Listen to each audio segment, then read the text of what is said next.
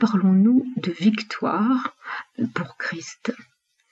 Eh bien, le fait que la famille divine soit réunie dans la conscience voulue et lucide de chacun de la famille divine, et donc nous parlons d'abord de ce qui nous entoure. Il y a Jean-Max, mon frère divin, Déa, Kevin, mon fils. Mais aujourd'hui, il y a aussi Ève qui sait tout et qui, parce qu'elle a accepté lucidement ce que Christ lui demande, et pourtant il y a encore un acte à réaliser, eh bien la victoire est là, dans cette énergie complète d'unité. Est-ce elle, Christ, ma descendance divine, née de cette vie, Ève? Ève va avoir 20 ans, et c'est le temps de l'anniversaire qui est aussi un moment très fort.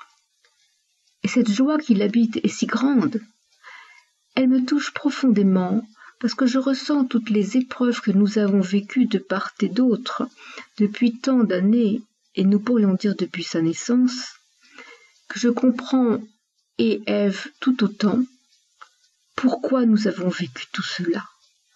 Voilà aussi qui fait la gloire du Christ.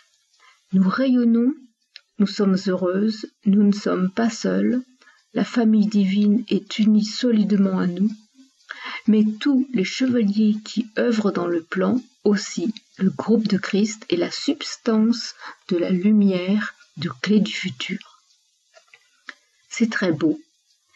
Et Christ n'a pu exprimer la présence de l'arche qu'à partir du moment où la conscience d'Ève était en accord avec sa demande, son ordre.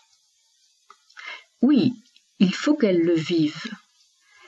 Mais le fait est qu'elle a compris et tout accepté.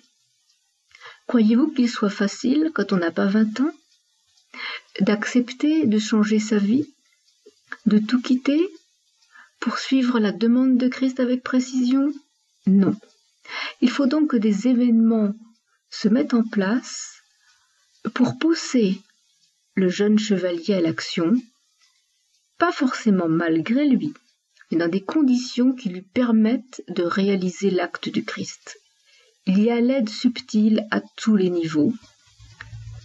Les seigneurs, les maîtres, les anges, les dévas et les gardiens de la vie. Tous sont unis dans l'ordre du Christ afin d'aider à l'accomplissement du plan. La place d'Ève est capitale. Tous ceux qui l'entourent ne sont pas innocents dans leur attitude envers elle. Il y a donc aussi un combat autour d'elle qu'elle doit vivre dans sa noblesse et sa puissance de chevalier. Christ a voulu qu'elle soit reconnue noble, justement, ma fille divine, que je lui fasse des présents et que je prenne aussi, que je fasse des actes où il y a le présent pour Ève et le mien identique, dans cette idée de notre identité. Bien qu'il ne soit pas prévu qu'Ève porte à nouveau la parole de Christ, comme je le fais, je suis la seule avec laquelle Christ s'exprime et s'exprimera. Parce que passé ce temps, ces 17 années qui me restent à vivre, eh bien les hommes auront tout ce qu'il faut pour s'élever sans avoir besoin d'un Jésus supplémentaire ou d'une Sylvie. L'homme et la femme sont unis dans cet acte qui est la révélation de la femme divine, et c'est bien une femme, la mère, est celle qui présente sa fille, Ève, en tant que descendance directe du Christ. Ève portera donc la parole en tant que témoin, en tant que foi vivante, en tant qu'énergie qu'elle porte en elle de la puissance du Christ.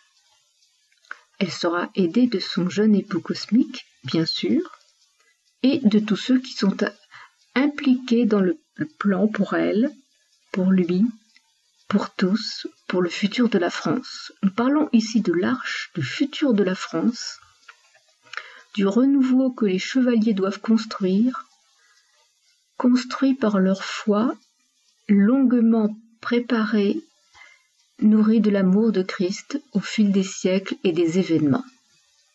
Nous en reparlerons.